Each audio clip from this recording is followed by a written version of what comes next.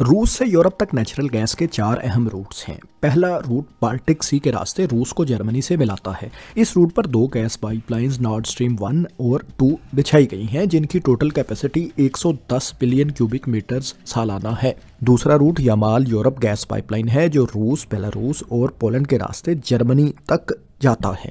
इसकी capacity 33 billion cubic metres है। तीसरा रूट यूक्रेन से वस्ती यूरोप तक जाता है। यहाँ भी 2 पाइपलाइंस ब्रदरहुड और सोयूज बिछाई गई हैं, जिनकी कैपेसिटी बिलतरतीब 32 और 26.1 बिलियन क्यूबिक मीटर सालाना है। ये रूट मालदोवा, स्लोवाकिया, चेक रिपब्लिक, ऑस्ट्रिया वगैरह को गैस फराहम करता है। चौथे रूट में ब्लैक सी के रास्ते 2 पाइपलाइंस ब्लू स्ट्रीम और टर्क स्ट्रीम बचाई गई हैं। ब्लू स्ट्रीम की कैपेसिटी 16 बिलियन क्यूबिक मीटर्स है, जबकि टर्क स्ट्रीम की कैपेसिटी 31.5 बिलियन क्यूबिक मीटर्स है। इसके ज़रिए सर्बिया और हंगरी वगैरह की गैस की ज़रूरियात पूरी होती हैं। दोस्तों, यूक्रेन रशिया जंग से पहले सब अच्छा चल रहा था। ये चारों गैस के रूट्स फ़ाल थे और यूरोप को गैस की फ्राहमी बिला तातुल जारी थी। लेकिन अब इनमें से ज़्यादातर पाइपलाइंस क्लोज हो चुकी हैं। हाल ही में 2024 के इख्तिताम पर यूक्रेन ने रूस के साथ 5 साला ट्रांजिट माहदे की मुद्दत ख़त्म होने पर इसको रीन्यू नहीं किया और कई यूरोपीय ममालिक को सस्ती रशियन गैस से अपने इस इक़दाम के ज़रिए महरूम कर दिया। यूक्रेन हकाम का मानना था कि उनका मुल्क अपनी सरजमीन से मज़ीद रशियन गैस के ट्रांजिट की इजाज़त नहीं दे सकता, जिससे हासिल होने वाली आमदनी से रूस अपनी यूक्रेन के खिलाफ जंग ही को दरअसल सपोर्ट कर रहा है और इसकी कीमत यूक्रेनियन आवाम को अदा करनी पड़ रही है। यूक्रेन के इस इक़दाम पर यूरोपीय ममालिक जो इस लाइन से मुस्तफ़ीद हो रहे थे, उन्होंने काफ़ी तनकीद की है। स्लोवाकियन प्राइम मिनिस्टर ने तो अपने मुल्क में मकीम यूक्रेनियन रेफ्यूजीज़ की इमदाद को कम करने की धमकी भी दी है। दोस्तों, इस वीडियो में हम जानेंगे कि रशिया यूक्रेन जंग के बाद चारों अहम गैस सप्लाई रूट्स का स्टेटस क्या है और हालिया ट्रांजिट डील के इख्तिताम पर कौन से ममालिक को ज़्यादा नुकसान हुआ है। क्या यूरोपीय ममालिक का रशियन गैस पर इन्हसार कम भी हुआ है या वो अब भी रशियन गैस हासिल कर रहे हैं। रूस के पास गैस यूरोप को सप्लाई करने के इन पाइपलाइंस के अलावा क्या कोई मुतबादिल ऑप्शंस भी हैं जिनको वो मुस्तकबिल में कंसिडर कर सकता है। आइए ये सब जानते हैं। दोस्तों, वीडियो में आगे बढ़ने से पहले अगर आपने हमारे चैनल को सब्सक्राइब नहीं कर रखा तो हमें सब्सक्राइब करें। हमारी वीडियो के एनालिटिक्स से पता चलता है कि 60% लोग हमारी वीडियोस देखते तो हैं लेकिन सब्सक्राइब नहीं करते। हमें सब्सक्राइब कर हमारी वीडियोस को लाइक, शेयर और इन पर कमेंट्स करके हमारी रीच को बढ़ाने में मदद करें। शुक्रिया। दोस्तों, हालिया पेशरफ से शुरू करें तो ये मतवक्के थी और यूक्रेन पहले ही कह चुका था कि वो रशियन गैस ट्रांजिट डील को रीन्यू नहीं करेगा और ऐसा ही हुआ।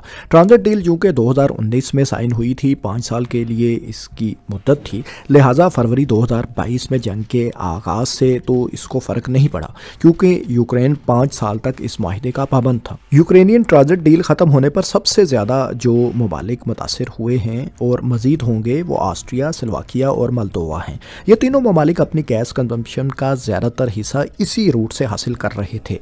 बिलखसूस स्लोवाकिया जो अपनी 2/3 सालाना डिमांड रशियन गैस ही से पूरी कर रहा था। मोल्दोवा भी 2 बिलियन क्यूबिक मीटर्स सालाना गैस यूक्रेन के रास्ते ही हासिल कर रहा था। मोल्दोवा ने तो यूक्रेन के इस इक़दाम के बाद मुल्क में 60 दिन की एनर्जी इमरजेंसी डिक्लेयर कर दी थी। लेकिन दोस्तों, ये वाहिद रूट नहीं बल्कि यूरोप को आने वाले 4 अहम पाइपलाइन गैस रूट्स में से 3 अब क्लोज हो चुके हैं। सबसे पहले यमाल यूरोप रूट क्लोज किया गया। दरअसल 2022 में रूस ने जब यूक्रेन पर हमला किया तो पोलैंड ने पोलिश सेक्शन में रशियन कंपनी गैसप्रोम के कंट्रोल को फ्रीज कर दिया। गैसप्रोम जो पोलिश सेक्शन के 48% शेयर्स की मालिक थी, वो कोई फैसला अब करने के काबिल नहीं थी। इसके जवाब में रूस ने मई 2022 में पोलैंड के रास्ते यूरोप को एक्सपोर्ट होने वाली गैस रोक दी। सितंबर 2022 में कैपेसिटी के लिहाज से सबसे बड़ी गैस पाइपलाइन नॉर्ड स्ट्रीम 1 को भी बाल्टिक सी में ब्लास्ट करके तबाह कर दिया गया। तो इस रास्ते भी जर्मनी तक पहुंचने वाली रशियन गैस रुक गई। नॉर्ड स्ट्रीम पाइपलाइन ब्लास्टिंग भी एक पेचीदा इशू है। इस बारे में हतमी तौर पर कुछ नहीं कहा जा सकता कि किसने ऐसा किया। रशिया, अमेरिका और इसके हाथियों पर इसका इल्ज़ाम लगाता है, जबकि बाज़ जर्मन मीडिया रिपोर्ट्स के मुताबिक ये कार्रवाई यूक्रेनियन आर्मी के गोताखोरों की है। लेकिन तब से नॉर्ड स्ट्रीम 1 भी फंक्शनल नहीं। नॉर्ड स्ट्रीम 2 चाहे जंग से पहले मुकम्मल हो चुकी थी, लेकिन जर्मनी पर अमेरिका के दबाव की वजह से अभी ऑपरेशनल नहीं हुई थी। यूक्रेन से गैस ट्रांजिट रूट के क्लोज हो जाने से यूरोप को एक्सपोर्ट होने वाली गैस, जो जंग से पहले यूरोप की टोटल नेचुरल गैस इंपोर्ट का 40% से भी ज़्यादा थी, अब वो गिरकर महज 10% या उससे भी कम हो चुकी है। इस वक्त रूस से यूरोप को गैस की सप्लाई का वाहिद ऑपरेशनल रूट ब्लैक सी के रास्ते तर्क स्ट्रीम है, लेकिन इसकी कैपेसिटी भी सिर्फ 31.5 बिलियन क्यूबिक मीटर्स है। इस पाइपलाइन के जरिए सर्बिया और हंगरी वगैरह को गैस फराहम की जाती है, जबकि ब्लैक सी का दूसरा रूट यानी ब्लू स्ट्रीम तो मेनली तुर्की की डोमेस्टिक ज़रूरियात ही को पूरा करता है।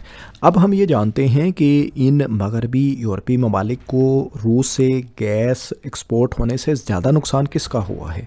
ये यूरोपीय ममालिक क्या वो अचीव कर पाए हैं जिस मकसद के तहत इन्होंने ये गैस की सप्लाई रोकी थी या रूस से गैस लेना बंद की थी। इस हवाले से दोस्तों ये जान लें कि नुकसान तो दोनों साइडों का हुआ है। रूस जो billions of dollar gas revenue से हासिल करता था वो अब जाहिर है किसी हद तक कम हुए हैं। अगर यूरोपीय ममालिक रशियन गैस से मुकम्मल तौर पर जान छुड़ा लेंगे तो रूस ने जो अरबों डॉलर से इंफ्रास्ट्रक्चर वगैरह बनाया है जाहिर है वो भी किसी हद तक ज़ाया होगा। लेकिन दूसरी तरफ यूरोपीय ममालिक का नुकसान शायद रूस से ज़्यादा हुआ है और मज़ीद भी हो रहा है। बिलखसूस जर्मनी जो जंग से पहले गैस इम्पोर्ट का 55% सिर्फ रशिया ही से हासिल करता था, ये गैस इंपोर्ट अब तकरीबन सिफर हो गई है। जर्मनी चूंकि यूरोप की सबसे बड़ी मईशत है, इंडस्ट्रियल पावर है, वो सस्ती रशियन गैस से महरूम होने के बाद शदीद मुतासिर हुआ है। जर्मनी में हाई इलेक्ट्रिसिटी प्राइसेस की वजह से कई कंपनीज ने अपनी प्रोडक्शन बंद कर दी हैं। इनमें चंद एक तो ऐसी भी हैं जो 100 साल से भी ज़्यादा अरसे से ऑपरेट करती चली आ रही थी। एक रिपोर्ट के मुताबिक जर्मनी के एनर्जी क्राइसिस की वजह से हर 3 में से 2 जर्मन कंपनीज ने अपने ऑपरेशंस जुज़वी तौर पर किसी दूसरे मुल्क मुंतकिल कर दिए हैं। जर्मनी चूंकि कोल पावर प्लांट्स को भी कम कर रहा है और न्यूक्लियर पावर प्लांट्स तो मुकम्मल तौर पर जर्मनी पहले ही बंद कर चुका था, लिहाजा यहाँ एनर्जी क्राइसिस की सूरत हाल काफ़ी गंभीर है। मुतबादल गैस के सोर्स के तौर पर नॉर्वे से पाइपलाइन का ऑप्शन था जिसे अवेल भी किया गया। दूसरे मुतबादल के तौर पर यूरोपीय ममालिक अमेरिका और कतर वगैरह से LNG भी इंपोर्ट कर रहे हैं, लेकिन जाहिर है LNG लिक्विड फॉर्म में कंटेनर शिप्स के ज़रिए इंपोर्ट की जाती है। इस लिक्विड गैस को दोबारा गैसेस की फॉर्म में तब्दील करने के लिए यूरोपीय ममालिक को मज़ीद इंफ्रास्ट्रक्चर भी तामीर करना पड़ा है। दूसरी तरफ अमेरिका या कतर से LNG इंपोर्ट करना और इसे नेचुरल गैस में दोबारा कन्वर्ट करना एक महंगा ऑप्शन भी है। साहली यूरोपीय ममालिक अपने रीगैसिफिकेशन यूनिट्स बढ़ा रहे हैं और वो अपने हमसाया ममालिक को महंगी गैस एक्सपोर्ट करते हैं। जाहिर है इन इक़दामात से सभी ममालिक की डोमेस्टिक ज़रूरियात तो किसी हद तक पूरी हुई हैं, लेकिन एनर्जी की प्राइसेस भी बढ़ी हैं। आगे जिन ममालिक को ये साहली ममालिक LNG को दोबारा गैस में कन्वर्ट करके गैस एक्सपोर्ट करते हैं, उन ममालिक में जाहिर है कीमतें और भी ज़्यादा बढ़ी हैं। यूरोपीय ममालिक ने एमरजेंसी हालात के लिए गैस के जो स्टोर बना रखे थे उनमें से भी वो गैस इस्तेमाल कर चुके हैं और इन स्टोरेजेस में गैस की मिकदार कम हो गई है, जिसकी वजह से शायद अगले विंटर में इनको मज़ीद गैस की ज़रूरत पड़ेगी, क्योंकि हंगामी हालात के लिए जो ज़ख़ीरे थे उनको भी रीफिल करना पड़ेगा। डोमेस्टिक और इंडस्ट्री की ज़रूरियात तो होंगी ही। यहाँ आपको एक दिलचस्प बात बताते चलें कि यूरोपीय ममालिक चाहे गैस पाइपलाइंस के ज़रिए रूस से गैस हासिल नहीं कर रहे, लेकिन रूस से बिलवास्ता तौर पर LNG की इंपोर्ट इन ममालिक को बढ़ी है। साल 2023 के तीसरे क्वार्टर में रशिया वैल्यू के हिसाब से यूरोपीय यूनियन का चौथा बड़ा LNG का सप्लायर था, जबकि 2024 में रूस यूरोपीय यूनियन का दूसरा बड़ा LNG सप्लायर बन चुका है। 2023 में यूरोपीय यूनियन की LNG इंपोर्ट जो रूस से 9.8% थी, 2024 में बढ़कर तकरीबन 19% हो चुकी थी। यानी एक तरफ यूरोपीय ममालिक रशियन गैस से मुकम्मल तौर पर छुटकारा चाहते हैं, तो दूसरी तरफ अब भी बिलवास्ता तौर पर वो रूस ही से निस्बतन सस्ती LNG बिलवास्ता तौर पर इंपोर्ट कर रहे हैं। दिलचस्प बात यह है कि यूरोप ही के बाज़ ममालिक अब रशियन गैस ना मिलने पर अपने ही यूरोपीय ममालिक से नाला हैं। स्लोवाकियन प्राइम मिनिस्टर ने तो यूक्रेन के हालिया फैसले के बाद यूक्रेन को खूब आड़े हाथों लिया। उन्होंने कहा कि वो इसके बदले में यूक्रेन को इलेक्ट्रिसिटी सप्लाई बंद कर देंगे और स्लोवाकिया में यूक्रेनियन रेफ्यूजीज़ को दी जाने वाली एड भी कम करेंगे। स्लोवाकियन प्राइम मिनिस्टर ने दिसंबर में मॉस्को का दौरा भी किया ताकि वो पुतिन के साथ गैस सप्लाई के दूसरे ऑप्शंस को डिस्कस कर सकें। हाल ही में एक जर्मन लॉ मेकर ने भी ऐसे ही ख्यालात का इजहार किया। उनके मुताबिक यूक्रेन यूरोप की तरफ से रशियन गैस ट्रांजिट को रोककर एनर्जी प्राइसेस जो पहले ही ज़्यादा हैं उन्हें मजीद बढ़ाने जा रहा है। उनके मुताबिक जर्मन हुकूमत और यूरोपीय यूनियन यूरोप की इंडस्ट्री को तबाह होते हुए खुशी से देख रहे हैं। उन्होंने नॉर्ड स्ट्रीम 2 को फंक्शनल करने और यूक्रेन की माली इमदाद रोकने पर भी जोर दिया। यूरोपीय मालिक ने चाहे महंगे ही सही लेकिन नए इंपोर्ट पार्टनर्स फौरन तलाश कर लिए थे। लेकिन रूस के पास क्या ऑप्शंस हैं, हम इसका जायजा भी लेते हैं।